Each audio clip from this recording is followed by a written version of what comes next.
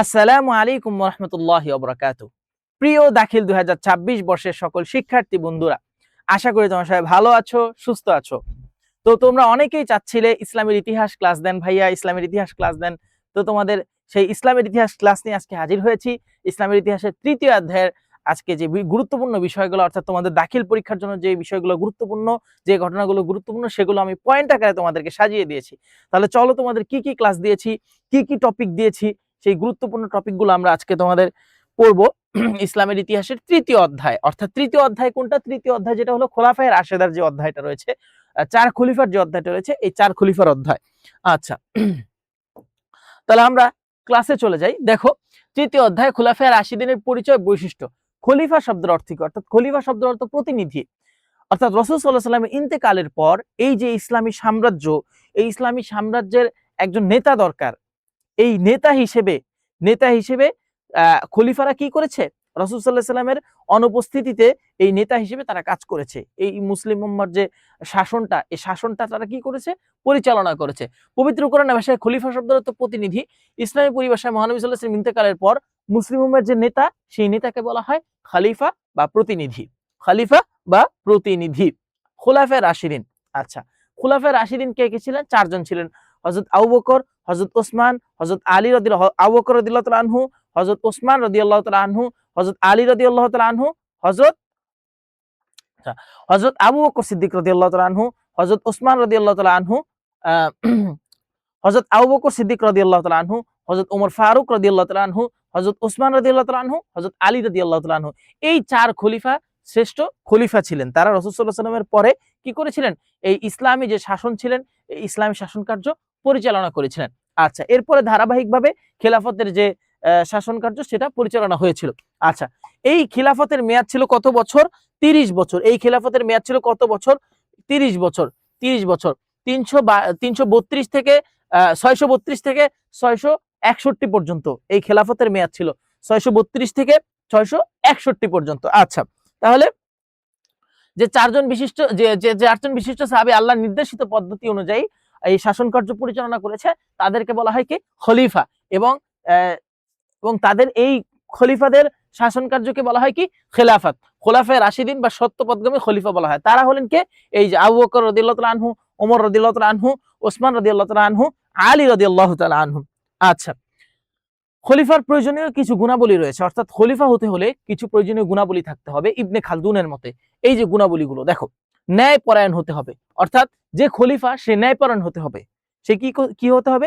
ন্যায়পরায়ণতা তার মধ্যে থাকতে হবে। দৃঢ়চিত্ততা থাকতে হবে। দৃঢ়চিত্ততা থাকতে হবে। জ্ঞান, সাহস, প্রজ্ঞা, এগুলো কি থাকতে হবে? ওই খলিফার মধ্যে উপস্থিত থাকতে হবে। সুস্থ থাকতে হবে, অর্থাৎ অসুস্থ ব্যক্তি সে খলিফা হতে পারে না, তার শারীরিকভাবে সুস্থতা দরকার। আচ্ছা, তারপরে দেখি প্রশাসন, অর্থাৎ খলিফা হবেন রাষ্ট্রের সর্বোচ্চ প্রশাসনিক কর্মকর্তা, যিনি শুরা বা উপদেষ্টার সাথে পরামর্শ করে শাসন কার্য পরিচালনা করবেন। অর্থাৎ প্রশাসনের সাথে তার সম্পর্ক থাকতে হবে। মজলিসুস শুরার মধ্যে তার সদস্য হতে হবে। মজলিসুস শুরার সদস্য না হলে কি হতে পারবে না? সে খলিফা হতে পারবে না। এই ছিল খলিফা হওয়ার শর্ত। তাহলে শর্তগুলো কি কি আমি আবার দেখি।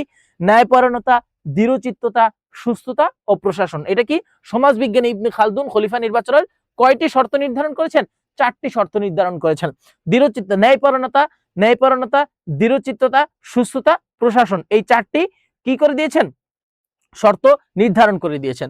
আচ্ছা, তারপরে দেখি খিলাফত শুরু। আচ্ছা, 4 যে খলিফার যে শাসনকাল শুরু থেকে শেষ পর্যন্ত এগুলো দেয়া আছে। দেখো, এগুলো কিন্তু তোমাদের বইয়ে দেয়া আছে, ছক আকারে দেয়া আছে, আমি সেটা তুলে দিয়েছি। হযরত আবু বকর রাদিয়াল্লাহু তাআলা আনহু 13 রবিউল আউয়াল 11 হিজরি 22 জমাদিউল উখরা 13 হিজরি কত বছর ছিলেন? এগুলো আসবে না, আসবে কোনটা? সবাই খেয়াল করো, আসবে কোনটা? এই যে 2 বছর 3 মাস 9 দিন। হযরত আবু বকর রাদিয়াল্লাহু তাআলা আনহু শাসনকাল কত ছিল? 2 বছর 3 মাস 9 দিন। হযরত ওমর ফারুক রাদিয়াল্লাহু তাআলা আনহু শাসনকাল কত ছিল? 10 বছর 6 মাস 5 দিন। তারপরে হযরত ওসমান রাদিয়াল্লাহু তাআলা আনহু শাসন কত দিন ছিল? 12 বছর 8 মাস 17 দিন। দেখো, 12 বছর 8 মাস 17 দিন। হযরত আলী রাদিয়াল্লাহু তাআলা আনহু শাসন কার্য কত বছর ছিল? 4 বছর 9 মাস 23 দিন। 4 বছর 9 মাস 23 দিন। তারপরে কে? হযরত ইমাম হাসান রাদিয়াল্লাহু তাআলা আনহু। আচ্ছা, 6 মাস 8 দিন। 6 মাস 8 দিন। আচ্ছা, 4 খলিফারটা বললেই হবে। শ্রেষ্ঠ 4 খলিফারটা, তাহলে সবচেয়ে বেশি ছিল কার? হযরত উসমান রাদিয়াল্লাহু তাআলা আনহু। 12 বছর, কত? 12 বছর তিনি কি করেছিলেন? শাসন কার্য পরিচালনা করেছিলেন। এটাও আসতে পারে যে সবচেয়ে বেশি শাসন কার্য পরিচালনা কে করেছিলেন, কোন খলিফা? তাহলে সেটা কি হবে? হযরত উসমান রাদিয়াল্লাহু তাআলা আনহু। 12 বছর 8 মাস 17 দিন। 12 বছর 8 মাস 17 দিন। আচ্ছা, এরপরে দেখো হযরত আবু বকর সিদ্দিক রাদিয়াল্লাহু তাআলা আনহু। সর্বপ্রথম খলিফা ছিলেন কে? হযরত আবু বকর রাদিয়াল্লাহু তাআলা আনহু। এরপরে হযরত ওমর রাদিয়াল্লাহু তাআলা আনহু, হযরত ওসমান রাদিয়াল্লাহু তাআলা আনহু, হযরত আলী রাদিয়াল্লাহু তাআলা আনহু। এই 4 খলিফার আমরা বিভিন্ন বৈশিষ্ট্য, তাদের জীবনের বিভিন্ন ঘটে যাওয়া বিভিন্ন ঘটনা এবং তারা কি কি অবদান রেখেছেন খেলাফতে এবং তাদের খেলাফতের সময় কি কি যুদ্ধ সংঘটিত হয়েছে সবগুলো আমরা বিস্তারিত পড়ব। প্রাথমিক জীবন এ খেলাফত লাভ। ইসলামের ইতিহাসে মুসলিম জাহানের প্রথম খলিফা হলেন হযরত আবু বকর রাদিয়াল্লাহু তাআলা আনহু। জন্ম ও বংশ পরিচয়। প্রকৃত নাম কি? প্রকৃত নাম আব্দুল্লাহ। আবু বকর রাদিয়াল্লাহু তাআলা আনহুর প্রকৃত নাম আব্দুল্লাহ। আবু বকর তার উপনাম। আবু বকর তার উপনাম। তার উপনাম কি? আবু বকর। আতিক ও সিদ্দিক ছিল তার উপাধি। তাহলে পরীক্ষায় তোমার এমসিকিউ তে আসতে পারে যে আতিক ও সিদ্দিক এটা কার উপাধি? সিদ্দিক এটা তো আমরা সাধারণত জানি, কিন্তু আতিক শব্দটা যে আবু বকর রাদিয়াল্লাহু তাআলা আনহুর উপাধি এটা অনেকেই জানে না। তাহলে আবু বকর রাদিয়াল্লাহু তাআলা আনহুর উপাধি কি ছিল? আতিক এবং সিদ্দিক। উপাধি বলতে তার উপনাম ছিল। এটা কি ছিল? তার উপনাম, কুনিয়া, অর্থাৎ আতিক ও সিদ্দিক। আচ্ছা, পিতামাতা। হযরত আবু বকর রাদিয়াল্লাহু তাআলা পিতামাতা সম্পর্কে, তার পিতা হযরত ওসমান রাদিয়াল্লাহু তাআলা আনহু ওরফে আবু কুহাফা এবং মাতা হযরত সালামা রাদিয়াল্লাহু তাআলা, সালামা ওরফে উম্মুল খায়ের। তার পিতামাতা উভয় ইসলাম গ্রহণ করেছিলেন। তিনি মক্কার কুরাইশ বংশের তাইম গোত্রে, কি গোত্রে? কুরাইশ বংশের তাইম গোত্রে 573 খ্রিস্টাব্দে জন্মগ্রহণ করেন। 573 খ্রিস্টাব্দে কুরাইশ গোত্রে তাইম গোত্রে জন্মগ্রহণ। হযরত মুহাম্মদ সাল্লাল্লাহু আলাইহি ওয়াসাল্লাম তিনি 3 বছরের ছোট ছিলেন। এটা গুরুত্বপূর্ণ। হযরত মুহাম্মদ সাল্লাল্লাহু আলাইহি ওয়াসাল্লাম থেকে তিনি 3 বছরের ছোট ছিলেন। হযরত আবু বকর রাদিয়াল্লাহু তাআলা আনহু হযরত মুহাম্মদ সাল্লাল্লাহু আলাইহি ওয়াসাল্লাম থেকে 3 বছরের ছোট ছিলেন। পেশা ও সামাজিক মর্যাদা। ব্যবসা। জাহেলিয়াতের যুগে তিনি একজন অত্যন্ত প্রভাবশালী ও সম্পদশালী ব্যবসায়ী ছিলেন। অর্থাৎ আবু বকর রাদিয়াল্লাহু তাআলা আনহু তখন অনেক প্রভাব ছিল এবং সম্পদশালী একজন ব্যবসায়ী ছিল। সুনামধন্য ব্যবসায়ীদের মধ্যে তিনি একজন ছিলেন। ব্যবসার প্রয়োজনে তিনি সিরিয়া, ইয়েমেন সফর করেছেন। মাত্র 18 বছর বয়সে তিনি প্রথমবার বিদেশ সফর করেন। কত বছর বয়সে? 18 বছর বয়সে। দায়িত্ব। কুরাইশ বংশের রক্তপান আদায়ের গুরু দায়িত্ব তার উপর ন্যস্ত ছিল। রক্ত দায়িত্ব অর্থাৎ রক্তপান আদায়ের দায়িত্ব কি ছিল? তার হাতে ন্যস্ত ছিল।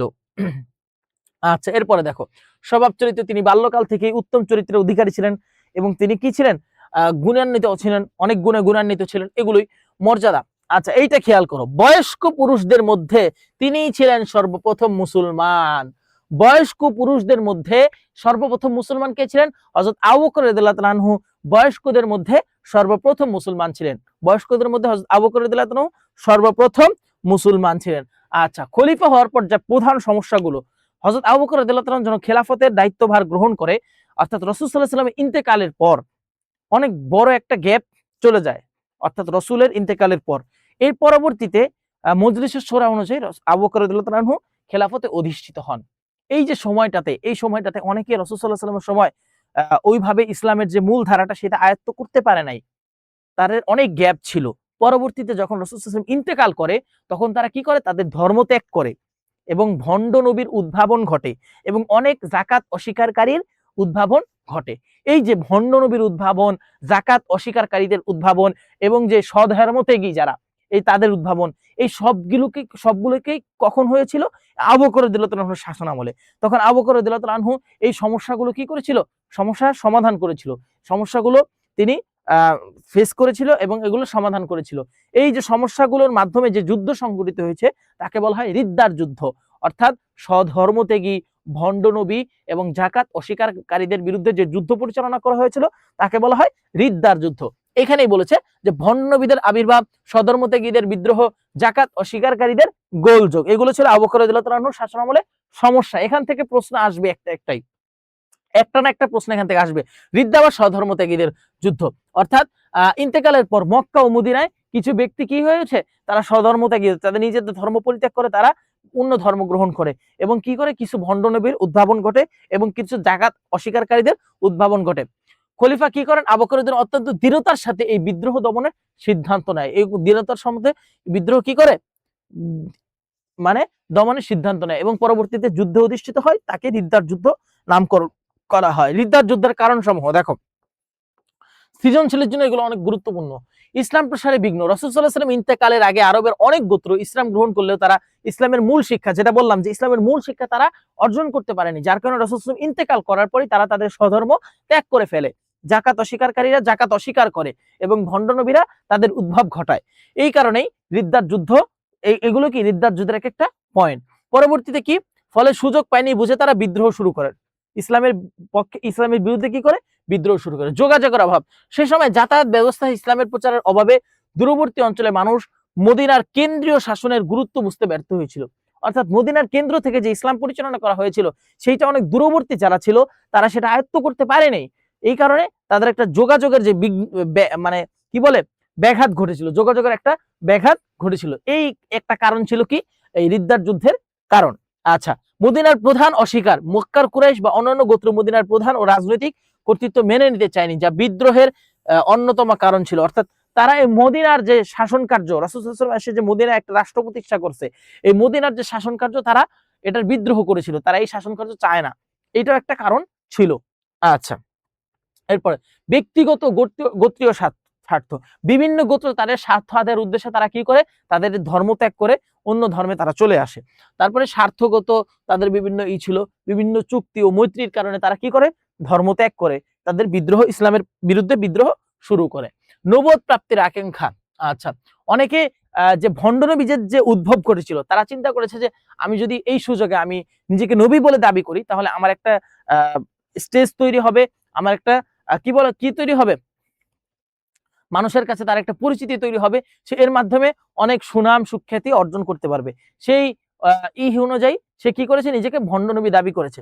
তো দেখো, নবুয়ত প্রাপ্তির আকাঙ্ক্ষা ছিল তাদের মধ্যে, যে নবুয়ত প্রাপ্তির একটা আকাঙ্ক্ষা, সে নিজেকে নবুয়ত প্রাপ্ত বলে দাবি করতে পারে, এটার একটা আকাঙ্ক্ষা তাদের মধ্যে ছিল। আচ্ছা, ইসলামের নৈতিক অনুশাসনের বিরোধিতা, তারা ইসলামের যে নৈতিক অনুশাসন এর বিরোধিতা করেছিল। বেদুইন আরবরা কোনো নিয়ম শৃঙ্খলা অভ্যস্ত ছিল না। ইসলামে সালাত, জাকাত, সওমের মতো কঠোর নৈতিক বিধানগুলো তাদের কাছে স্বাধীনতা হস্তক্ষেপ মনে হতো, যে এই সবগুলো কেন আমরা পালন করব, এই সালাত জাকাত এত নিয়মের বেড়াজালে আমরা কেন থাকবো, নিয়ম ছাড়া আমরা স্বাধীনভাবে থাকতে পারি না।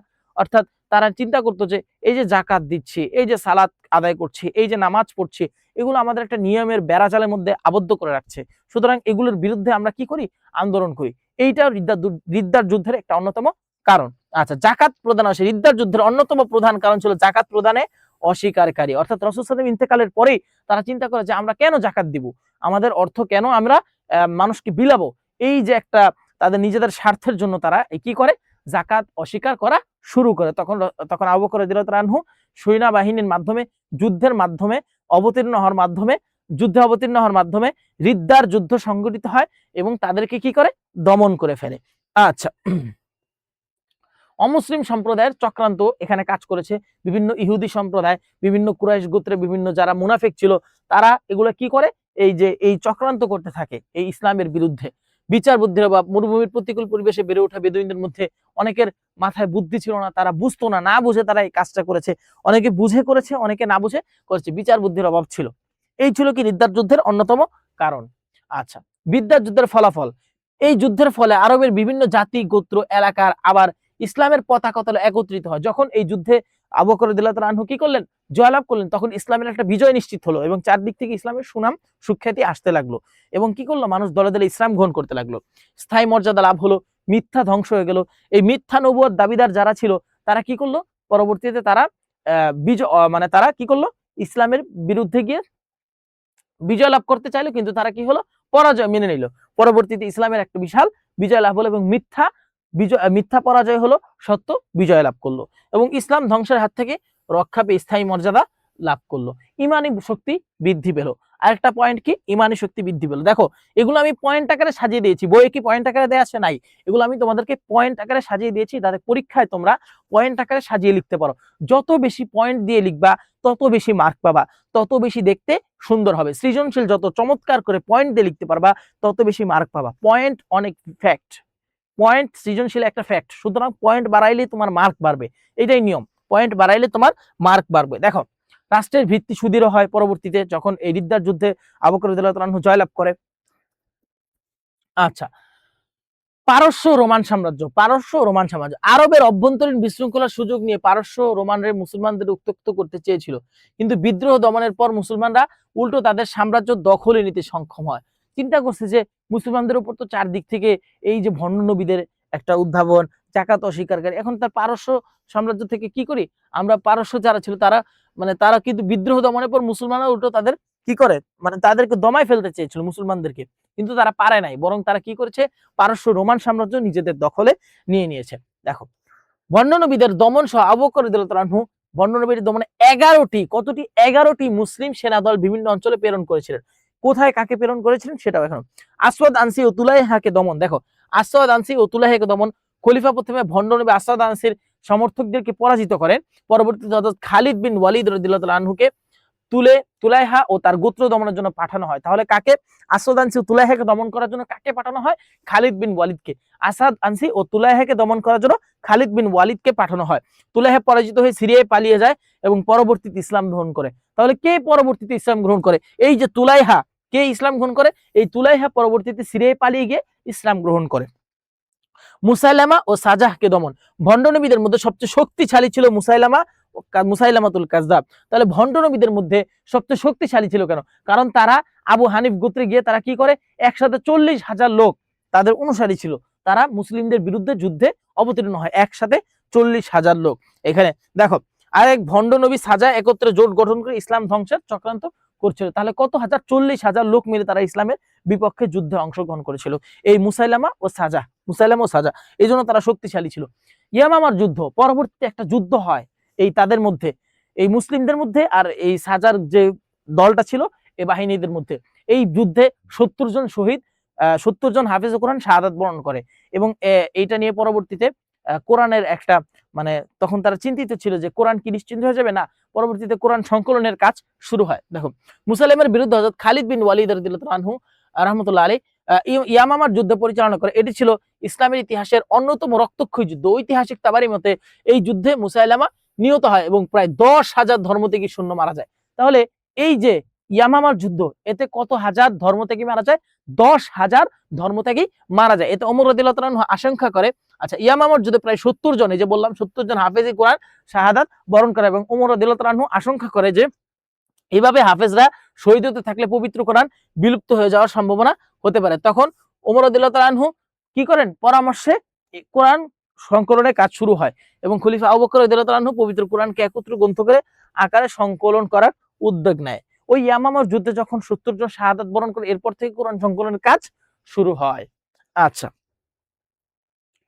ভণ্ড নবীদের বিস্তারিত পরিচয়। আসওয়াদ আনসি, তিনি ইয়ামিনের আসওয়াদ আনাসি গোত্রের নেতা ছিল এবং সর্বপ্রথম নবীয়ত দাবি করে, ইসলামের বিরুদ্ধে বিরুদ্ধ ঘোষণা করে।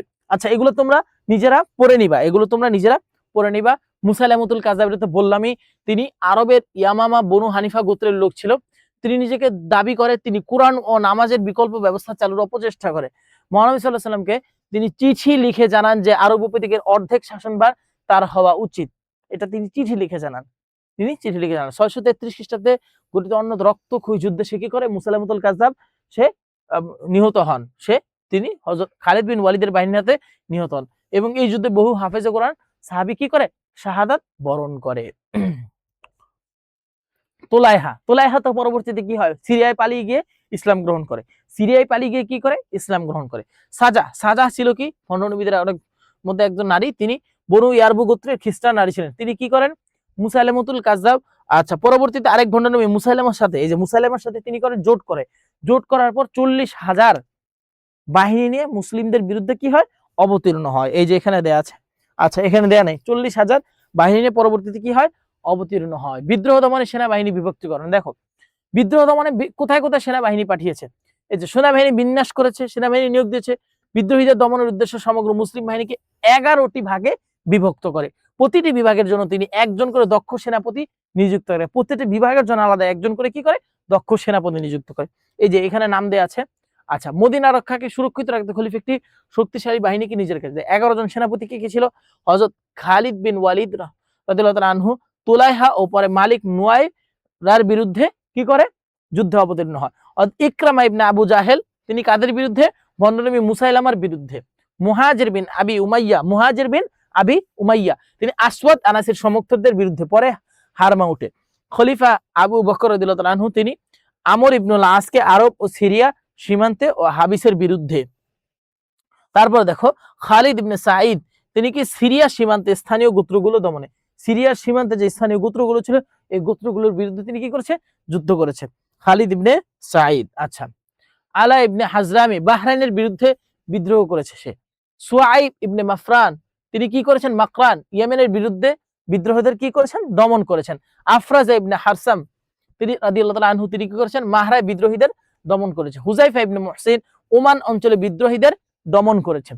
আচ্ছা, তুজাইফা বিন হাফিজ রাহমাতুল্লাহ আলাইহি বনু সুলাইম ও হাওয়াজিন গোত্রদের বিরুদ্ধে বিদ্রোহ দমন করেছেন। সুরাহবিল ইবনে হাসান রাহমাতুল্লাহ আলাইহি ইয়ামামার ইকরামা রাদিয়াল্লাহু তাআলা আনহু এর সাহায্যকারী হিসেবে তারা কি করেছেন, এরা 11টা গোত্রে এই 11টা দলের সৈন্যবাহিনী ভাগ করে আবু বকর রাদিয়াল্লাহু তাআলা আনহু এদেরকে দমন করে, এদেরকে কি করে, দমন করে। পারস্য অভিযান। পারস্যের সম্রাট রিদ্দার যুদ্ধের সময় বিদ্রোহীদের উস্কানি ও সাহায্য দিয়ে ইসলামী রাষ্ট্রের নিরাপত্তা বিঘ্নিত করার চেষ্টা করে। আবু বকর রাদিয়াল্লাহু তাআলা পারস্য অভিযানের সিদ্ধান্ত নেন। সেনাপতি বাহিনী কে ছিলেন, খলিফা প্রখ্যাত সেনাপতি হযরত খালিদ বিন ওয়ালিদ। 18,000 কত, 18,000 একটা সৈন্যের বাহিনী হযরত মুসান্না রাদিয়াল্লাহু তাআলার নেতৃত্বে আরো 10,000 সৈন্য বাহিনী কি করে, পারস্য সীমান্তে অবস্থান করে। এটাকে শৃঙ্খলাবদ্ধ যুদ্ধ বলা হয়। কেন? ব্যাটল অফ চেইন বলা হয়। এই পারস্য যুদ্ধকে, পারস্য অভিযানকে বলা হয় battle of chain, battle of chain. পারস্য বাহিনী নিজেদের শৃঙ্খলা করে বা যুদ্ধ করেছিল বলে একে কি বলে, ব্যাটল অফ সেইল বা শৃঙ্খলাবদ্ধ যুদ্ধ।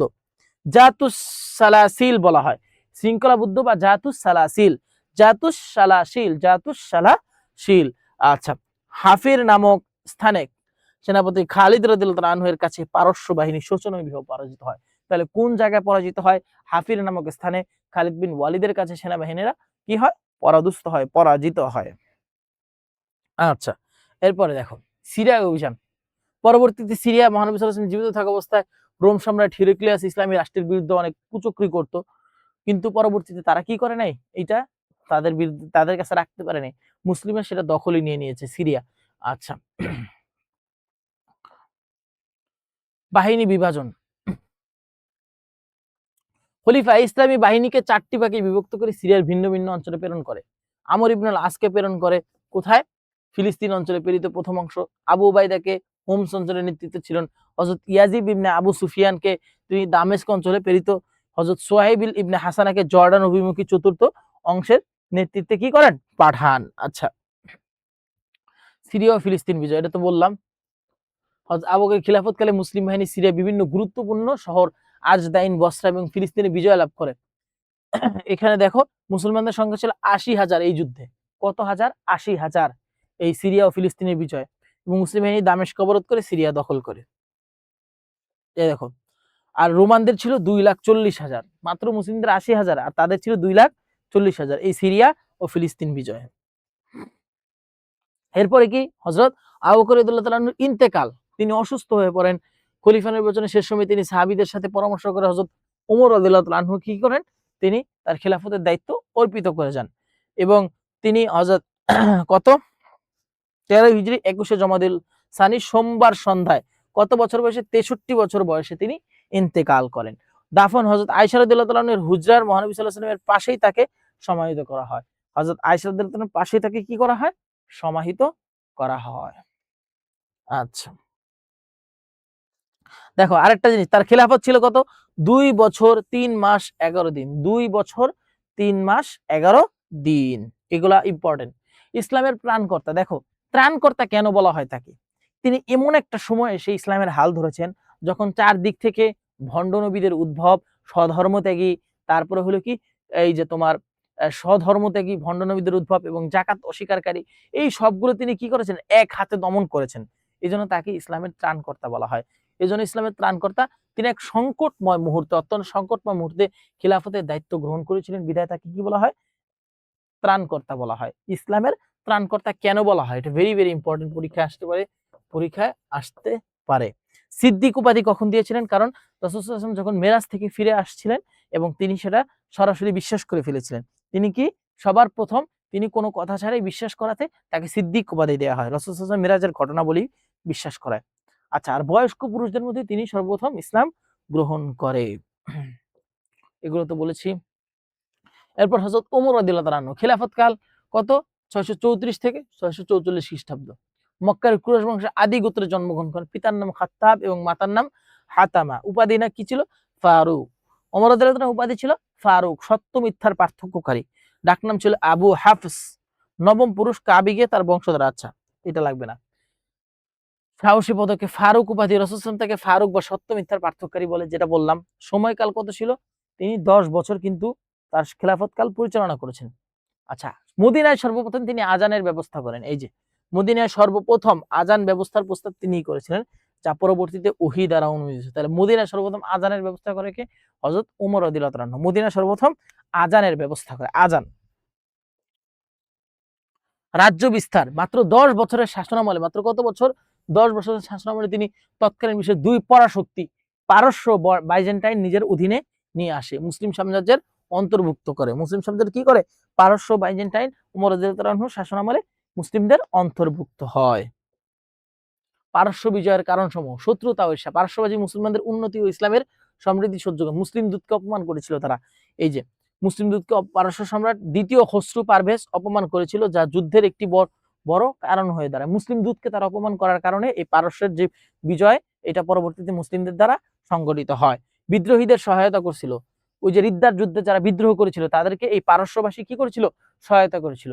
এই সহায়তার কারণে কিন্তু মুসলিমদের থেকে তারা একটা কি যুদ্ধের একটা ডাক পেয়েছে। মুসলিমদের মানে মুসলিমরা তাদের বিরুদ্ধে যুদ্ধ করেছে। অর্থনৈতিক কারণ ছিল। ইউফ্রেটিস ও টাইগ্রিস নদী বিধৌত ইরাক ছিল অত্যন্ত উর্বর সমৃদ্ধশালী অঞ্চল। পারস্যবাসীরা আরব বণিকদের এই অঞ্চলে ব্যবসা বাণিজ্য করতে বাধা দিত। তাহলে আরবদেরকে কি করতো? এই ইউফ্রেটিস ও যে ফোরাত নদী, অর্থাৎ ইউফ্রেটিস ও ইরাক, এই নদীর তীরে তারা কি করতো? ব্যবসা বাণিজ্য করতে আরবদেরকে বাধা দিত। এটাও একটা কারণ ছিল। আচ্ছা, পারস্যের বিষয়ের প্রধান নামারিকের যুদ্ধ। 634 খ্রিস্টাব্দে যে যুদ্ধটা হয়, নামারিকের যুদ্ধ, পারস্যের যে যুদ্ধগুলো, সেগুলো ধারাবাহিকভাবে ওমর রাদিয়াল্লাহু তাআলা দায়িত্ব নেওয়ার পর। আচ্ছা, তাহলে এখানে পারস্য হীরা রাজ্য পুনরুদ্ধারের জন্য অভিযান পাঠায়। কোন রাজ্য? এই নামারিকের যুদ্ধ। কোন রাজ্য? হীরা রাজ্য অভিযানের জন্য কি করে? হীরা রাজ্য পুনরুদ্ধারের জন্য অভিযান পাঠায়। হীরা রাজ্য অভিযানের জন্য পুনরুদ্ধারের জন্য অভিযান পাঠানো। নেতৃত্বে মুসলিম বাহিনীর সেনাপতি ছিলেন হযরত আবু উবাইদা রাদিয়াল্লাহু তাআলা আনহু। ফলাফল পারসিক সেনাপতি রুস্তমের বাহিনী পরাজিত হয় এবং মুসলমানরা জয়লাভ করে এই নামারিকের যুদ্ধে। এই নামারিকের যুদ্ধে। আচ্ছা, যশোর বা সেতু যুদ্ধ। যশোর বা সেতুর মাধ্যমে যে যুদ্ধটা হয়, এটি মুসলমানদের বড় পরীক্ষা ছিল। ইউফ্রেটিস নদীর উপর নির্মিত একটি সেতুর কাছে এই যুদ্ধ সংঘটিত হয়েছে। সেতুর যুদ্ধ বা যশোরের যুদ্ধ বলে অভিহিত করা হয়। বিপর্যয় পারসিকদের প্রবল আক্রমণে এবং যুদ্ধের এক পর্যায়ে এই সেতুটি ভেঙে যাওয়ায় ৬,০০০ মুসলিম শহীদ হন। তাহলে এই যশোর যুদ্ধে প্রায় কত হাজার মুসলিম শহীদ হন? ৬,০০০। ৬,০০০ মুসলিম এই কিসের যুদ্ধে? যশোরের যুদ্ধে বা সেতুর যুদ্ধে কি হন? নিহত হন। প্রধান সেনাপতি আবু উবাইদা, যাকে পাঠিয়েছিলেন, তিনি কি করেন? শাহাদাত বরণ করেন। আচ্ছা, বুয়াজের যুদ্ধ। বুআজেবের যুদ্ধ। সেতুর যুদ্ধের পরাজয়ের প্রতিশোধ নিতে এই যুদ্ধ সংঘটিত হয় কুফার নিকটবর্তী বুআজেব নামক স্থানে। বুআজেব নামক স্থানে, এটা কি একটা স্থানের নাম। মুসলিম বাহিনীর নেতৃত্বে ছিলেন সে হযরত মুসান্না রাদিয়াল্লাহু তাআলা আনহু। এটি ছিল মুসলিমদের এক বিশাল বিজয়। আচ্ছা, এগুলা একটু একবার করে পড়লে হয়ে যাবে ইনশাআল্লাহ। কাসেদিয়ার যুদ্ধ। কাসেদিয়ার যুদ্ধ। বুয়াসের যুদ্ধে পরাজয়ের প্রতিশোধ নিতে পারসিক চূড়ান্ত সিদ্ধান্তের পরিশোধ শুরু করে হযরত খলিফা উসমান ওমর রাদিয়াল্লাহু তাআলা আনহু। পরিস্থিতি মোকাবিলায় হযরত সাদ ইবনে আবি ওয়াক্কাস রাদিয়াল্লাহু তাআলা আনহুকে মুসলিম বাহিনীর প্রধান সেনাপতি হিসেবে মনোনীত করে। দাওয়াত ও প্রস্তাব। যুদ্ধ শুরু করার আগে কাসেদিয়া প্রান্তর হতে পারস্য সম্রাট ইয়াজগারদের দরবারে ইসলামের দাওয়াত নিয়ে মুসলিম দূত কি করে? প্রেরণ করা হয়। পারস্য সম্রাট উদ্ধত আচরণ করলে, দূতকে অপমান করলে যুদ্ধ অনিবার্য হয়ে পড়ে। এই কাসেদিয়ার যুদ্ধ কি করা হয়? দূতকে অপমানের কারণে কাসেদির যুদ্ধ। অর্থাৎ ওই যে সিরিয়া বিজয়ের যে একটা কারণ ছিল, এই দূতকে অপমান করা। এই দূতকে অপমান করার কারণে কি হয়? যুদ্ধটা অনিবার্য হয়ে পড়ে। নেতৃত্ব ও শক্তি। পারসিক বাহিনীর মহাবিশ রুস্তমের কত 1,20,000 সুসজ্জিত সৈন্য। কত? 1,20,000 সুসজ্জিত সৈন্য। আর মুসলিম বাহিনীর মাত্র 30,000 সৈন্য। অর্থাৎ আল্লাহর সাহায্যটাই এখানে ছিল মূল বিষয়। তাছাড়া 1,20,000 বাহিনীর বিপরীতে 30,000 সৈন্য, মাত্র কি 30,000 সৈন্য কিছুই না তাদের কাছে। কিন্তু তারপরে তারা কি করেছে? বিজয় লাভ করছে। প্রধান সেনাপতি সাদ অসুস্থ থাকায় কাসিদিয়া যুদ্ধে প্রসাদের ছাদ থেকে যুদ্ধের নির্দেশনা তার স্থলে ময়দানে নেতৃত্ব দেন খালিদ বিন আত্রাফ। আচ্ছা, 3 দিনের যুদ্ধের বিবরণ সংক্ষেপে। আচ্ছা যাই হোক, পরবর্তীতে এটা হয় কাসিদিয়ার যুদ্ধ। দামেস্ক বিজয় কত 635 খ্রিস্টাব্দে মহাবীর হযরত খালিদ বিন ওয়ালিদ রাদিয়াল্লাহু তাআলা আনহুর নেতৃত্বে দামেস্কের বিজয় হয়। আচ্ছা, প্রায় 6 মাস অবরোধ করে। কত মাস দামেস্কের বিজয়ে? প্রায় 6 মাস অবরোধ করে। একদল দুঃসাহসী মুসলিম যোদ্ধা রাতের অন্ধকারে প্রাচীর ডিঙিয়ে নগরে প্রবেশ করে, দামেস্কে প্রবেশ করে। 635 খ্রিস্টাব্দে সেপ্টেম্বর মাসে দামেস্ক সম্পূর্ণভাবে মুসলমানদের করায়ত্ত হয়। ফিহলের যুদ্ধ। দামেস্ক বিজয়ের পর মুসলিম বাহিনী জর্ডান অভিমুখে অগ্রসর হলে সম্রাট হিরাক্লিয়াস 50,000 সৈন্যের একটি বাহিনী পাঠান। ফলাফল মুসলিম বাহিনী কি করে? ফিহল নামক স্থানে অবস্থান নেয়। যুদ্ধে রোমানরা শোচনীয়ভাবে পরাজিত হয়, সেটাও মুসলিমদের দখলে চলে আসে। ইয়ারমুকের যুদ্ধ, এটা তো বললামই, এটা না এটা বলিনি। আচ্ছা, এটি ছিল সিরিয়া, এটা গুরুত্বপূর্ণ, এটা খুবই গুরুত্বপূর্ণ, আসতে পারে। সিরিয়া বিজয়ের চূড়ান্ত সবচেয়ে গুরুত্বপূর্ণ যুদ্ধ ছিল ইয়ারমুকের যুদ্ধ।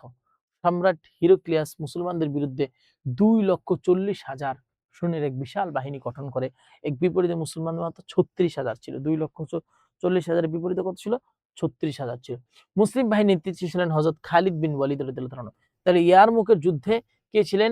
হযরত খালিদ বিন রাদিয়াল্লাহু তাআলা আনহু। হযরত খালিদ বিন রাদিয়াল্লাহু তাআলা আনহু। ইয়ারমুক একটা নদী, এই নদীর তীরে কি হয়? ইয়ারমুক নদীর তীরে সংঘটিত রক্তক্ষয়ী যুদ্ধে রোমান বাহিনী শোচনীয়ভাবে পরাজিত হয়। প্রায় 70,000 রোমান সৈন্য নিহত হয়। কত হাজার? ইয়ারমুকের যুদ্ধে কত হাজার সৈন্য নিহত হয়? আসতে পারে।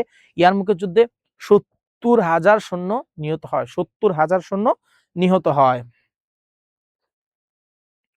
জেরুজালেম অধিকার। জেরুজালেম অধিকার। ইয়ারমুক যুদ্ধের পর হযরত আমর ইবনে আস রাদিয়াল্লাহু আনহু প্যালেস্টাইনের রাজধানী জেরুজালেমে অবরোধ করেন এবং অবরুদ্ধ জেরুজালেমবাসী খলিফা হযরত ওমর রাদিয়াল্লাহু আনহু উপস্থিতিতে আত্মসমর্পণ করার শর্ত দেন। খলিফা ওমর রাদিয়াল্লাহু আনহু অতি সাধারণ বেশে একটা উটে করে সে আসে। এই যে উটে রশি টানছিল আর ভিত্তু উটের পিছে বসা ছিল, যা দেখে খ্রিস্টানরা বিস্মিত হয়। এত 637 খ্রিস্টাব্দে তিনি খ্রিস্টান ধর্ম সাফরোনিয়াসের সাথে খলিফার ঐতিহাসিক সন্ধি স্বাক্ষরিত হয়। এর ফলে জেরুজালেমবাসী জিজিয়া প্রদান বিনিময়ে ধর্মীয় জানমালের নিরাপত্তা পায়। ধর্মীয় জানমালের নিরাপত্তা পায়। জেরুজালেম অধিকার হয় মুসলিমদের। আচ্ছা, মজলিসুস শুরার পরামর্শদাতা ছিলেন হযরত ওমর রাদিয়াল্লাহু তাআলা আনহু। ওমর রাদিয়াল্লাহু তাআলা আনহু কি করেছেন? মজলিসুস শুরা, এই যে, এবং মজলিসুস শুরা মদিনার সাধারণ নাগরিক গঠিত। হযরত আলী, হযরত ওসমান এরা ছিলেন, তারপরে হযরত জুবাইর রাদিয়াল্লাহু তাআলা এবং হযরত আব্দুর রহমান এরা ছিল কি এই মজলিসুস শুরার সদস্য। আচ্ছা, অমুসলিমদের প্রতি জিম্মি ব্যবস্থা। আচ্ছা, জিম্মি মানে হলো যে তাদের একটা কর দিতে হতো, রাষ্ট্রের একটা কর, তাদের জানমালের নিরাপত্তার কর দিতে হয়, এটাকে বলা হয় জিম্মি ব্যবস্থা। ওমর রাদিয়াল্লাহু তাআলা এটা চালু করেছিলেন যে অমুসলিমরা বসবাস করবে, তাদের জানমালের নিরাপত্তার কর দিতে হবে। এই যে জিজিয়া কর, যেটা জিম্মিরা কর, জিজিয়া কর, জিম্মি ব্যবস্থা। আচ্ছা, প্রাদেশিক প্রশাসন। হযরত ওমর রাদিয়াল্লাহু তাআলা আনহু বিশাল সাম্রাজ্যকে 14টি প্রদেশে বিভক্ত করে। এই সাম্রাজ্যগুলো তিনি পরিচালনা করার জন্য কতটি প্রদেশে বিভক্ত করে? 14টি প্রদেশে তিনি কি করে? এই সাম্রাজ্য পরিচালনা করার জন্য বিভক্ত করে। Mecca, Medina, Syria, Al Jazeera, Al Basra, Al Kufa, আল মিশর, প্যালেস্টাইন, হামাস, তারপর হলো কিরমান, খুরাসান, মাকরান, এই টোটাল মিলে সিজিস্তান এবং আজারবাইজান, এই 14টা প্রদেশে তিনি ভাগ করে, যার কারণে তার শাসন ক্ষমতা পরিচালনা করতে সহজ হয়, কারণ তিনি তো বিশাল রাজ্য পরিচালনা করত। ওমর রাদিয়াল্লাহু তাআলা শাসনামলে এই যে যাকাত ফরজ ছিল, উশুর মুসলিম কৃষক যারা ছিল তাদের উপর ফরজ ছিল, জিজিয়া যেটা বললাম অমুসলিমদের জন্য একটা কর ছিল, তারপরে খুমুস ছিল, অর্থাৎ যুদ্ধ করার পর যে যুদ্ধের যে মাল সেখান থেকে 1/5 সেটা কি করতো? রাষ্ট্রকে জমা দিতে হতো, রাষ্ট্রীয় তহবিলে জমা দিত। খারাজ যেটা অমুসলিমদের ভূমির উপর ধারণকৃত ভূমিকর, অর্থাৎ অমুসলিমদের উপর ভূমিকর ছিল যেটা, সেটাকে বলা হয় খারাজ। তাহলে এগুলো কি? হযরত ওসমান রাদিয়াল্লাহু তাআলা আনহুর রাজস্বের প্রধান উৎস ছিল। রাজস্বের প্রধান 5টা উৎস ছিল, এগুলো আসতে পারে, ভেরি ভেরি ইম্পর্টেন্ট। রাজস্বের খারাজ, আচ্ছা, এগুলোর আলাদা আলাদা বলছে যে কি খারাজটা কি? বিজিত অঞ্চলের, অর্থাৎ বিজিত অঞ্চলে অমুসলিমদের থেকে ভূমির খাজনা আদায়। উসর কোনটা? অর্থাৎ যে কৃষকের যে উৎপাদিত ফসল, সেই ফসল থেকে 10 ভাগের 1 ভাগ সেটা কি করতে হবে? সেটা রাষ্ট্রে জমা দিতে হবে, রাষ্ট্রীয় তহবিলে জমা দিতে হবে। খুমুস অর্থাৎ যুদ্ধলব্ধ মালের 1/5, 5 ভাগের 1 ভাগ সেটা কি করতে হবে? রাষ্ট্রীয় কোষাগারে জমা হতো। অবশিষ্ট 5 ভাগের 4 ভাগ, 5 ভাগের মুসলিম সৈন্যদের মধ্যে বন্টন করা হতো। 1 ভাগ রাষ্ট্রীয় তহবিলে জমা দিয়ে বাকি 4 ভাগ কি করতো, সৈন্যদের মাঝে বন্টন করা হতো। এই ছিল খুমুস।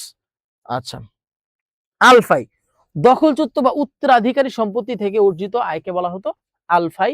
আলফাই বলা হতো। এই অর্থ, এর অর্থ কি, খাল খনন, নদীর বাঁধ নির্মাণ এবং জনকল্যাণমূলক কাজে ব্যয় করা হতো। এই আলফাইয়ের যে আইন সম্পত্তি। আচ্ছা, বাইতুল মাল বা রাজকীয় কোষাগার প্রতিষ্ঠা, এটা কিন্তু হযরত ওমর রাদিয়াল্লাহু তাআলা আনহু প্রতিষ্ঠা করে বাইতুল মাল। ইসলামের ইতিহাসে প্রথম একটি কেন্দ্রীয় সুসংগঠিত রাজকীয় কোষাগার বা বাইতুল মাল প্রতিষ্ঠা করে।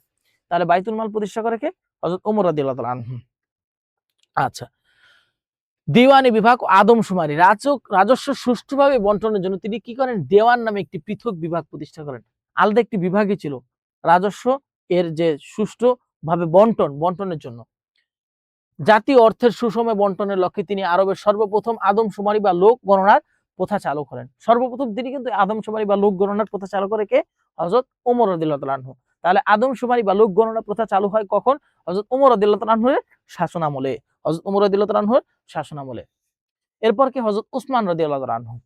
তাহলে তিনি খোলাফায়ে রাশিদিনের ৩য় খলিফা ছিল। তার পিতার নাম ছিল আফফান রাদিয়াল্লাহু তাআলা এবং তার মাতার নাম আরবা, এবং তিনি কিন্তু ১২ বছর শাসন করেছে। সবচেয়ে বেশি শাসন করেছে কে? হযরত উসমান রাদিয়াল্লাহু তাআলা আনহু। এবং তিনি রাসূল সাল্লাল্লাহু আলাইহি ওয়াসাল্লামের ২ কন্যাকে বিবাহ করেছিলেন বলে তাকে যুন-নুরাইন বলা হয়। তাহলে ইম্পর্টেন্ট, এই যে খুবই ইম্পর্টেন্ট। যুন-নুরাইন কি কারণে বলা হয়? হযরত রুকাইয়া ও হযরত উম্মে কুলসুমকে তিনি কি করেছিলেন? বিবাহ করেছিলেন। এজন্য তাকে বলা হয় যুন-নুরাইন, ২ জ্যোতির অধিকারী। আচ্ছা, ওহী লেখকদের একজন ছিলেন হযরত ওসমান রাদিয়াল্লাহু তাআলা আনহু। রাসূল সাল্লাল্লাহু আলাইহি ওয়াসাল্লাম অন্যতম প্রধান ওহী লেখক ছিলেন। মদিনায় হিজরত পর তিনি পানির তীব্র সংকট দেখা দিলে ১৮,০০০ দিরহামের বিনিময়ে বীরে রুমা নামক কি করেন? কূপটি ক্রয় করেন এবং মুসলিমদের জন্য ওয়াকফ করে দেন।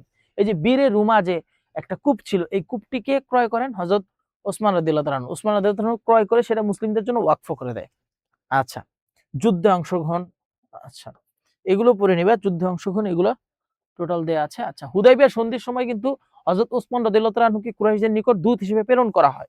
তখন ওসমান রাদিয়াল্লাহু তাআলা আনহু ফিরতে বিলম্ব হলে তখন সাহাবীরা কি করে? শপথ করে যে তারা ভাবে যে ওসমান রাদিয়াল্লাহু তাআলা আনহুকে তারা হত্যা করে ফেলেছে এবং ওসমান রাদিয়াল্লাহু তাআলা হত্যার প্রতিশোধের জন্য তারা একটি গাছের নিচে, বাবলা গাছ, সেই বাবলা গাছের নিচে তারা কি করে? শপথ গ্রহণ করে। এই শপথকে বলা হয় বাইয়াতে রিদওয়ান বা বাইয়াতে শাজারা। এটা ছিল কি? হুদাইবিয়া সন্ধির সময়। আচ্ছা, ওসমান রাদিয়াল্লাহু তাআলার শাসনকাল মোট কত বছর? মোট ১২ বছর তিনি খিলাফত পরিচালনা করেন। তাহলে সবচেয়ে বেশি খিলাফত পরিচালনা করেন কে? হযরত ওসমান রাদিয়াল্লাহু তাআলা আনহু। এবং তার সময় অনেক বিশৃঙ্খলা হয়, ষড়যন্ত্র হয় তার বিরুদ্ধে, যে তিনি তার অর্থাৎ তিনি কি করেছেন? স্বজনপ্রীতি করেছেন। তার দলের লোকদেরকে তিনি, তার আত্মীয়-স্বজনদেরকে তিনি রাষ্ট্রীয় বিভিন্ন পদে তিনি উন্নীত করেছেন।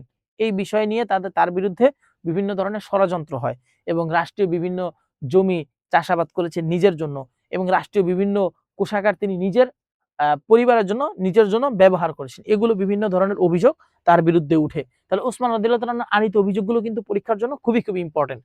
আচ্ছা, এইটা তার শাহাদাতে প্রভাব ফেলে। বিদ্রোহীরা তাকে অত্যন্ত নির্মমভাবে শহীদ করে। নির্মমভাবে। তাহলে ওসমান রাদিয়াল্লাহু তাআলা আনহুর বিরুদ্ধে আনীত অভিযোগগুলো, এগুলো ভেরি, ভেরি ইম্পর্টেন্ট, পরীক্ষায় আসবে। অযোগ্যদের নিয়োগ ও স্বজনপ্রীতি, তার অযোগ্য এবং তার যে নিজের পরিবার ছিল সেখান থেকে তিনি রাষ্ট্রীয় বিভিন্ন গুরুত্বপূর্ণ পদে তিনি তার কি করেছেন? পরিবারের লোকদেরকে বহাল রেখেছেন। বাইতুল মালের অর্থ তিনি অপচয় করেছেন। তার বিরুদ্ধে এরকম কি আসে? অভিযোগ আসে। চারণভূমি ব্যক্তিগত কাজে ব্যবহার করেছেন। তিনি নিজের ব্যক্তিগত কাজে কি করেছেন? রাষ্ট্রীয় চারণভূমি ব্যবহার করেছেন। তারপরে সাহাবীকে নির্বাসন, বিশিষ্ট সাহাবী আবু জাফর আল গিফারি রাদিয়াল্লাহু তাআলাকে নির্বাসন দেওয়ার অভিযোগ তোলা হয়েছে, যে আবু জাফর গিফারি রাদিয়াল্লাহু তাআলা আনহুকে কি করেছেন? তিনি নির্বাসন দিয়েছেন। এই অভিযোগটাও তার বিরুদ্ধে কি করা হয়েছিল? তুলে ধরা হয়েছিল। তারপরে কি? কোরআন শরীফে অগ্নিসংযোগ। অথচ তিনি কোরআন শরীফের এই ভুল কপিগুলো পুড়িয়েছিলেন কি কারণে? যাতে মানে মানুষ ভুল না পড়ে, অর্থাৎ অনেক ভুল কপি উদ্ভাবন হয়েছিল, এই কারণে তিনি পুড়িয়েছিলেন। কিন্তু তারা এটাকে নেতিবাচক ভাবে না, এই যে পুড়িয়ে ফেলার নেতিবাচক ভাবে। কাবা শরীফের সম্প্রসারণ, পবিত্র কাবা শরীফ সম্প্রদায়ের কাজকেও তারা অভিযোগের তালিকায় অন্তর্ভুক্ত করেছিল। ভাতা বন্ধ, কোন কোন ব্যক্তির সরকারি ভাতা বন্ধ করে দেওয়ার অভিযোগ আনা হয়েছিল। কোরআন সংকলনটা দেখো, কোরআন সংকলন ৩য় হিজরি সনে আজারবাইজান ও বাবুল আবওয়ার বিজয়ের সময় বিভিন্ন দেশের মুসলিম সৈন্যদের মাধ্যমে কোরআন পাঠের রীতি নিয়ে মত পার্থক্য দেখা যায়। এখন বিভিন্ন জায়গার মানুষ বিভিন্ন রকম ভাবে কোরআন পাঠ করত, বিভিন্ন রীতিনীতিতে কোরআন পাঠ করত। মিশরীয়, ইরাকি, সিরীয়দের পড়ার ধরন আলাদা হয়, একদল অন্য দলের পাঠকে অশুদ্ধ মনে করত। পরবর্তীতে কি করে, হযরত হুযায়ফা রাদিয়াল্লাহু তাআলা আনহু এর পরামর্শে খলিফা হযরত আবু বকর রাদিয়াল্লাহু তাআলা আনহু এর সময়ের যে মূল সংকলনটা ছিল সেটা আনিয়ে হযরত যায়েদ ইবনে সাবিত রাদিয়াল্লাহু তাআলা আনহু, ওহী লেখক ছিল কিন্তু যায়েদ ইবনে সাবিত রাদিয়াল্লাহু তাআলা আনহু, ও সাইদ ইবনে আস রাদিয়াল্লাহু তাআলা আনহু আরো 8 কপি তৈরি করে এবং পরবর্তীতে এটি বিশুদ্ধকরণ করে হযরত ওসমান রাদিয়াল্লাহু তাআলা আনহু কি করে, এটার কপি তৈরি করে বাকি যে পুরান কপিগুলো ছিল সেগুলো আগুনে পুড়িয়ে নষ্ট করে ফেলে। এই অভিযোগটা তার নামে তোলা হয়েছিল যে সে কি করেছে, কোরআনের কপি পুড়িয়েছে। আচ্ছা, এরপরে কি, হযরত আলী রাদিয়াল্লাহু তাআলা আনহু, হযরত আলী রাদিয়াল্লাহু তাআলা আনহু 600 খ্রিস্টাব্দে মক্কার বিখ্যাত কুরাইশ বংশে জন্মগ্রহণ করে। তার পিতা ছিলেন মহানবী সাল্লাল্লাহু আলাইহি ওয়াসাল্লামের চাচা আবু তালেব। আচ্ছা, তার ডাক নাম ছিল কি, আবু তোরাব ও আবুল হাসান। আচ্ছা, বালকদের মধ্যে সর্বপ্রথম ইসলাম গ্রহণকারী ছিল হযরত আলী রাদিয়াল্লাহু তাআলা আনহু, আলী রাদিয়াল্লাহু তাআলা আনহু, এবং তার বয়স ছিল মাত্র 10 বছর। তাহলে বয়স্কদের মধ্যে সর্বপ্রথম ইসলাম গ্রহণ করে আবু বকর রাদিয়াল্লাহু তাআলা আনহু, এবং বালকদের মধ্যে সর্বপ্রথম ইসলাম গ্রহণ করে হযরত আলী রাদিয়াল্লাহু তাআলা, এবং তার বয়স ছিল 10 বছর। জুলফিকার তলোয়ার, বীরত্বের জন্য তিনি কি করে, মহানবী সাল্লাল্লাহু আলাইহি ওয়াসাল্লামের কাছ থেকে জুলফিকার তলোয়ার লাভ করেছিলেন। এবং কামুজ যুদ্ধ, তিনি খাইবার যুদ্ধে কি করেছিলেন, শত্রুপক্ষকে পরাজিত বিখ্যাত কামুজ দুর্গ জয় করেন। উপাধি বীরত্বে তার অনুপূর্ণ সন্তুষ্ট মহানবী সাল্লাল্লাহু আলাইহি ওয়াসাল্লাম তাকে কি বলা হয়, আসাদুল্লাহ। আলী রাদিয়াল্লাহু তাআলা আনহুকে রাসূল সাল্লাল্লাহু আলাইহি ওয়াসাল্লাম কি বলে, আসাদুল্লাহ বা আল্লাহর সিংহ উপাধি বলে আখ্যায়িত করেন। উমাইয়াদের স্বার্থহানি, হযরত আলী রাদিয়াল্লাহু তাআলার সময়কার গুরুত্বপূর্ণ ঘটনা বলি। দেখো, হযরত আলী রাদিয়াল্লাহু তাআলা খলিফা হওয়ার পর উমাইয়া বংশের লোকদের দ্বারা অন্যভাবে দখলকৃত সরকারি ভূসম্পত্তি সরকারকে ফিরিয়ে দেওয়ার নির্দেশ দেন। এর ফলে সিরিয়ার গভর্নর আমির মুয়াবিয়া রাদিয়াল্লাহু তাআলা অন্যান্য উমাইয়া ব্যক্তিগত স্বার্থে আঘাত লাগে এবং তারা খলিফার বিরুদ্ধাচরণ শুরু করে। তারা কি করে, খলিফার বিরুদ্ধাচরণ শুরু করে। আলী রাদিয়াল্লাহু তাআলা সংগঠিত গৃহযুদ্ধ সমূহ দেখো, উষ্ট্রের যুদ্ধ হয়েছিল, সিফিনের যুদ্ধ হয়েছিল, নাহরানের যুদ্ধ হয়েছিল। আলী রাদিয়াল্লাহু তাআলা আনহুর সময়ের যে গুরুত্বপূর্ণ যুদ্ধগুলা, উষ্ট্রের যুদ্ধ, সিফিনের যুদ্ধ, নাহরানের যুদ্ধ। উষ্ট্রের যুদ্ধ এটি ছিল মুসলমানদের সর্বপ্রথম কোন যুদ্ধ যেখানে মুসলমানরা একে অপরের বিরুদ্ধে লড়েছিল। দেখো, এটি মুসলমানদের এমন একটা যুদ্ধ ছিল যেটা কি একদল মুসলিম আরেকদল মুসলিমদের বিরুদ্ধে লড়েছিল এই উষ্ট্রের যুদ্ধে। এই যুদ্ধে বিশ্বনবী সাল্লাল্লাহু আলাইহি ওয়াসাল্লামের সহধর্মিণী হযরত আয়েশা রাদিয়াল্লাহু তাআলা একটি উটের পিঠে বসে যুদ্ধ পরিচালনা করেছেন। আরবিতে জামাল অর্থ উট, তাই একে জঙ্গে জামাল বা উষ্ট্রের যুদ্ধ বলা হয়। জঙ্গে জামাল বা উষ্ট্রের যুদ্ধ বলা হয়। হযরত সহধর্মিণী হযরত আয়েশা রাদিয়াল্লাহু তাআলা এই যুদ্ধে কি করেছিলেন, উষ্ট্রের যুদ্ধে উষ্ট্রিতে চড়ে যুদ্ধ করেছিলেন, একে উষ্ট্রের যুদ্ধ বলা হয়। প্রধান কারণ, উষ্ট্রের যুদ্ধের প্রধান কারণ কিছু, ওসমান রাদিয়াল্লাহু তাআলা আনহু যে হত্যার প্রতিশোধ হযরত তালহা রাদিয়াল্লাহু তাআলা আনহু হযরত জুবাইর রাদিয়াল্লাহু তাআলা দাবি করেছিলেন, অর্থাৎ ওসমান রাদিয়াল্লাহু তাআলা যে হত্যা করা হয়েছিল সেটা দাবি তুলেছিলেন যে তার বিচারের প্রেক্ষিতে আলী রাদিয়াল্লাহু তাআলা। এরপরে তো খলিফাকে অনতিবিলম্বে ওসমান রাদিয়াল্লাহু তাআলা হত্যাকারীদের বিচার করতে হবে, আলী রাদিয়াল্লাহু তাআলার কাছে এটা তারা পেশ করলো, কিন্তু তৎকালীন জটিল পরিস্থিতির কারণে এটা আর করা হয়ে ওঠে নাই। হযরত আয়েশা রাদিয়াল্লাহু তাআলার অসন্তুষ্টি, অতীতে একটি ভুল বোঝাবুঝির কেন্দ্র করে হযরত আয়েশা রাদিয়াল্লাহু তাআলা আনহু খলিফার উপর আগে থেকেই কিছুটা অসন্তুষ্ট ছিলেন। ফলে তিনি দাবি আদায়ের লক্ষ্যে হযরত তালহা ও জুবাইর রাদিয়াল্লাহু তাআলার দলে যোগ দেন। যুদ্ধের ঘটনা প্রবাহ ছিল অত্যন্ত নাটকীয় এবং বেদনাদায়ক। শোনো, হযরত আয়েশা রাদিয়াল্লাহু তাআলা আনহু, তালহা রাদিয়াল্লাহু তাআলা, জুবাইর রাদিয়াল্লাহু তাআলা মক্কা মদিনা থেকে প্রায় 3000 সৈন্য নিয়ে, কত হাজার, 3000 সৈন্য নিয়ে বসরার দিকে অগ্রসর হন। অন্যদিকে হযরত আলী রাদিয়াল্লাহু তাআলা আনহু কুফা থেকে সৈন্য সংগ্রহ করে তাদের মুখোমুখি হন। তাহলে কুফা থেকে তিনি সংগ্রহ করেন, আয়েশা রাদিয়াল্লাহু তাআলা, তালহা ও জুবাইর রাদিয়াল্লাহু তাআলা কি করেন, 3000 সৈন্য নিয়ে তাদের মুখোমুখি হন। শান্তি আলোচনা, যুদ্ধের ময়দানে উভয় পক্ষ মুখোমুখি হলেও হযরত আলী রাদিয়াল্লাহু তাআলা রক্তপাত এড়াতে শান্তির প্রস্তাব দেন। হযরত তালহা ও জুবাইর রাদিয়াল্লাহু তাআলা এই প্রস্তাবে রাজি হন এবং একটি সমঝোতা স্মারক স্বাক্ষরিত হয়। ষড়যন্ত্রকারীদের আক্রমণ, শান্তি আলোচনা সফল হলে ওসমান রাদিয়াল্লাহু তাআলা হত্যার সাথে জড়িত কুচক্রী মহল যেমন আব্দুল্লাহ ইবনে সাবার অনুসারীরা আতঙ্কিত হয়ে পড়ে। তারা জানতো শান্তি স্থাপিত হলে তাদের বিচার হবে, তাই তারা 9 ডিসেম্বর 1 খ্রিস্টাব্দে রাতের অন্ধকারে উভয় পক্ষের শিবিরে অতর্কিত আক্রমণ চালায়। ভ্রান্তি ও যুদ্ধ, অন্ধকার রাতের উভয় পক্ষ মনে করে অন্য পক্ষ বিশ্বাসঘাতকতা করেছে। এখন তারা এটা কি করেছে, তাদের যে বিচার হবে, বিচার হওয়ার ইয়েতে তারা উভয় পক্ষের উপর কি করে, হামলা করে। এখন এক পক্ষ মনে করে যে সে হামলা করেছে, আরেক পক্ষ মনে করে কি সে হামলা করেছে। এইটা ভেবে অনিচ্ছা সত্ত্বেও মুসলমানরা একে অপরের বিরুদ্ধে যুদ্ধে লিপ্ত হয়। হযরত আয়েশা রাদিয়াল্লাহু তাআলা আনহু উটের উপর থেকে সাহাবীদের উৎসাহিত করতে থাকে। যুদ্ধের সমাপ্তি, হযরত আয়েশা রাদিয়াল্লাহু তাআলা বিদায়। যুদ্ধের এক পর্যায়ে হযরত আয়েশা রাদিয়াল্লাহু তাআলা আনহু উটের পা থেকে কেটে দিলে তিনি নিচে পড়ে যান। এরপর যুদ্ধ থেকে থেমে যাওয়া হযরত আলী রাদিয়াল্লাহু তাআলা আনহু সসম্মানে তাকে তার ভাই মুহাম্মদ বিন আবু বকর তত্ত্বাবধানে মদিনায় পাঠিয়ে দেন। ক্ষয়ক্ষতি। এই যুদ্ধে হযরত তালহা রাদিয়াল্লাহু তাআলা আনহু, হযরত জুবাইর রাদিয়াল্লাহু তাআলা সহ প্রায় 10,000 থেকে 20,000 মুসলিম সৈন্য প্রাণ হারান। তাহলে কি পরিমাণ মুসলিম সৈন্য প্রাণ হারাইছে উষ্টি যুদ্ধে? 10,000 থেকে 20,000। আচ্ছা, এইটা ছিল উষ্টি যুদ্ধ। এবং কি দুমাতুল জন্দলের সালিশ, আলী রাদিয়াল্লাহু তাআলা মুয়াবিয়া রাদিয়াল্লাহু তাআলার মধ্যকারে বিরোধ নিষ্পত্তির জন্য ঐতিহাসিক একটা সালিশ হয়, সেটাকে বলা হয় দুমাতুল জন্দলের সালিশ। দুমাতুল জন্দলের সালিশটা তোমরা পড়ে নিবা। আচ্ছা,